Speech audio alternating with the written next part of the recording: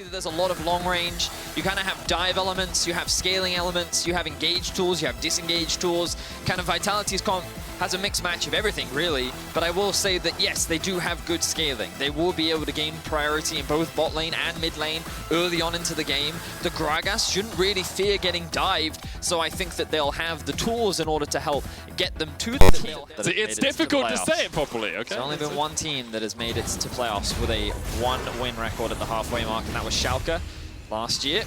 TP coming in behind here. Szygenda's in a really good position. Blue has to flash away. Treatz looking to dive in. The loading Lullaby lands a double sleep. Battle dance out from Treatz.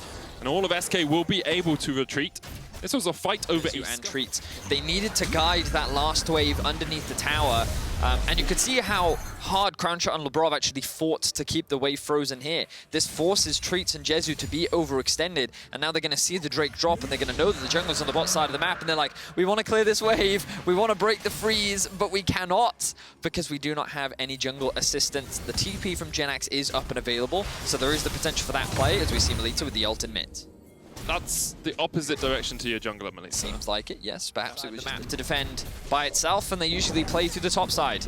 And that does mean trying to get advantages for Blue and Jenax, which will result in the Rift Herald being dropped in mid, trying to funnel a little bit more gold onto the Ryze. And then the question is, how much can this Ryze use that extra gold to help out the struggling AD carry? Because at some point, you do need to make sure that Jezu is getting some gold. You need to make sure that he's not falling 40 CS behind and he's able to get towards those items, because otherwise these fights are going to happen. Realm Warp in, as Blue tries to get out, but the chase is still on. Undertow available for Skeanz. Continues to push forward. The encore goes wide, but Skeanz just need one axe to slay Blue and Vitality get their first kill of the game. Okay, so to speak to the stats team, he's pretending that he's not, but he is.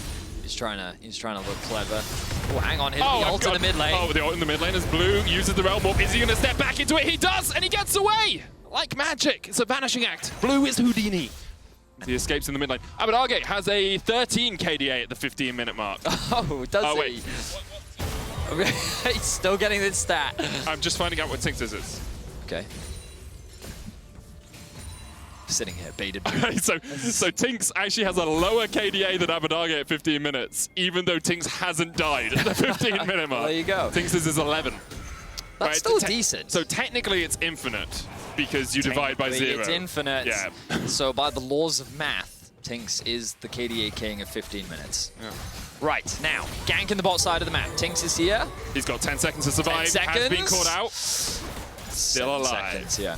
Its KDA will still be 11 in these next 5 seconds at the 15-minute mark. I mean, even if he had died, it would have stayed at 11, no? That's how math works. That is how maths work. Correct. Yeah, as you can see, guys, not the most thrilling of early games. I've enjoyed myself. I mean, we're having a great time. The Infernal Drake is alive. Right now, both bot laners contesting for that main priority. And it looks like that with the initial push going over to SK, with that health sitting on Cronwshot as well, he doesn't want to give it up. Oh, TP Vedius. Yes, here we go. They're going to go in for Cronwshot. One more auto attack will be enough. He gets healed with the stage presence. Not quite enough as Jezu takes the kill. TP's coming in from SK and Vitality. 3 players strong off towards the top side of this fight. SK have 5 in the river right now. Vitality are going to be forced away. It's only the second dragon of the game, and SK will claim it as their own. Definitely a big mistake there from Cronwshot.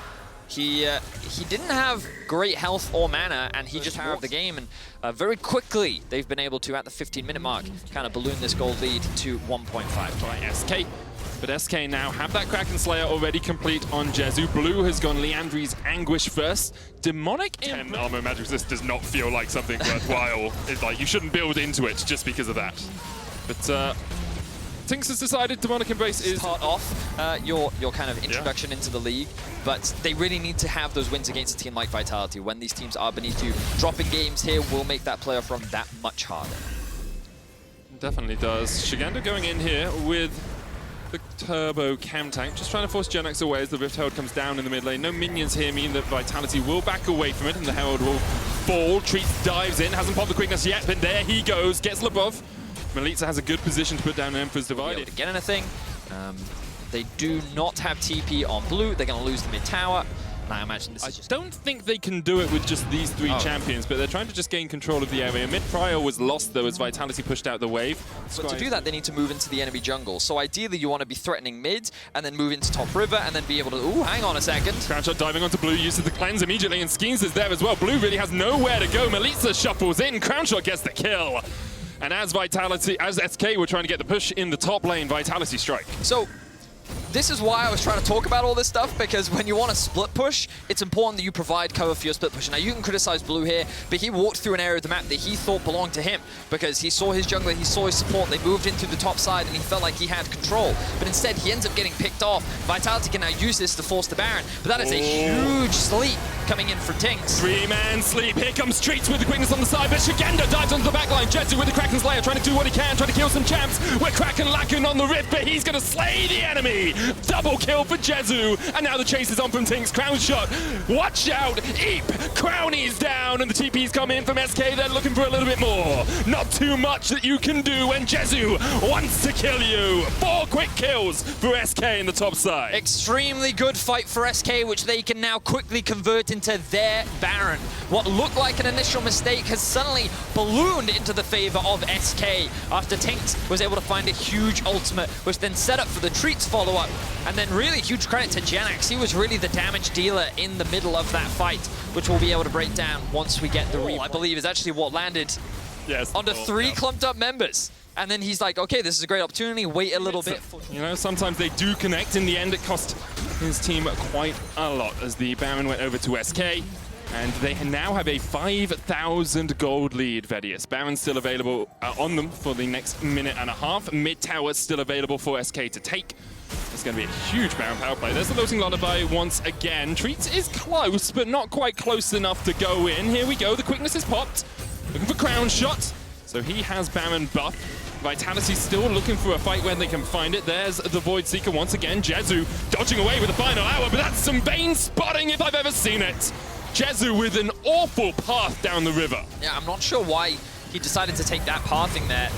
Maybe if we get a replay, we can have a look back as to maybe he was forced into that situation, but he didn't have flash. There was nothing that the rest of his team could do. Of course. It's not often that happens. That doesn't, actually. Except for medical facts, where I just kind of assume that you're... Yeah, I make most of those up as here comes the engage from Jenax trying to dive in. There's Treatz, double charm on the backline. The encore doesn't do too much as the explosive cast will knock them away, but Skeanz is already dead and Cronwshot is sure to follow. Jezu gets a double. He's looking for more. He's looking for 3 at least, but Blue will steal it away from him under his waiting arms. Realm Warp in, shuffled out, and Milica actually has a little moment here to do quite a lot of damage. The Sun Disc is down, but Milica chased underneath his own tower, pops the stopwatch. Blue now tanking. Milica goes down, and it's a 5-for-1 in favor of SK. And that is an ace in favor of SK. The team fight that we thought they weren't looking for ends up going so cleanly in their favor. And now with the Nexus in their eyes, they could look to try and end the game. 13 seconds on Skeanz means that he will likely be back up. The question is, will SK take the gamble? Will they try to end things right here, right now? Or will they take the victory, take parts of the base? And it looks like for now, they will just take this small victory and back away. Yeah, reset for the Baron. Flanking immediately in with the quickness. There is Jenax flashing in with the Ruthless Predator. Cleanse flash away, and then once again we see Jenax going in on the front line, and SK so willing, so coordinated to take these fights. Considering 4 of these players are new this season, it is a sight to behold. Realm Warp out as SK turn their eyes back towards the Baron. Vitality, though, still want to contest, but look at how quickly this Baron dies. Okay, we've got Encore, though, Vedius. We've got the Emperor's Divide. Like, if Vitality, even if they lose the Baron, if they can find a good position with Szygenda going in with the explosive cast, Vitality could be out to find the fight. Killer Instinct onto the backline. Cronwshot immediately chimed up, and Cronwshot dives into his demise. Is immediately burst. Blue's just 1v2ing, and Vitality, they looked for a little bit of a fight, but they just couldn't find it. Cleaned up once again, and that will be the game. Vitality went for a desperation play. They knew the game was all but lost, and they had to try something before the game was completely over. They went for the team fight. It didn't pan out. SK tear Vitality apart, and now they will secure themselves their 4th win of the split. Halfway through the split, SK still very much in contention for playoffs. Pretty slow start to the game with a couple of picks coming back and forth, but with some pretty intense fights that SK was able to come out ahead of in pretty much every single situation. Huge props to SK. You can see Jezu clearly very comfortable when he gets his hands on the Vayne, but want to give a lot of credit to Jenax. I think that he played a lot of these fights extremely well. I think that he worked very well with Tynx to be able to set up flanks and kind of set up his team for success. But